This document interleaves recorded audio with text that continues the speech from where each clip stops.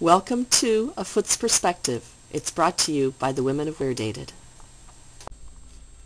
Today's episode of A Foot's Perspective brings you The Night Before Christmas. 'Twas the night before Christmas, when all through the house not a creature was stirring, not even a mouse. The stockings were hung by the chimney with care, in hopes that St. Nicholas soon would be there. The children were nestled all snug in their beds, while visions of sugar plums danced in their heads. And Mamma in her kerchief and I in my cap had just settled down for a long winter's nap. When out on the lawn there arose such a clatter, I sprang from my bed to see what was the matter. Away to the window I flew like a flash, tore open the shutters and threw up the sash.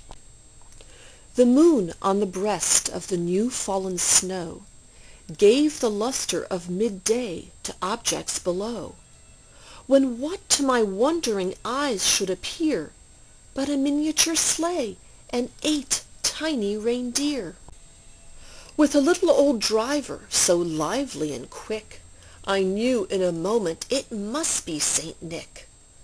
More rapid than eagles his coursers they came, and he whistled and shouted and called them by name. Now Dasher, now Dancer, now Prancer and Vixen, on Comet, on Cupid, on Donder and Blitzen, to the top of the porch, to the top of the wall, now dash away, dash away, dash away all. As dry leaves that before the wild hurricane fly, when they meet with an obstacle mount to the sky, so up to the housetop the coursers they flew, with the sleigh full of toys and St. Nicholas too. And then in a twinkling I heard on the roof the prancing and pawing of each little hoof. As I drew in my head and was turning around, down the chimney St. Nicholas came with a bound. He was dressed all in fur from his head to his foot, and his clothes were all tarnished with ashes and soot. A bundle of toys he had flung on his back, and he looked like a peddler just opening his pack. His eyes, how they twinkled! His dimples, how merry! His cheeks were like roses, his nose like a cherry. His droll little mouth was drawn up like a bow, and the beard of his chin was as white as the snow. The stump of a pipe he held tight in his teeth, and the smoke, it encircled his head like a wreath.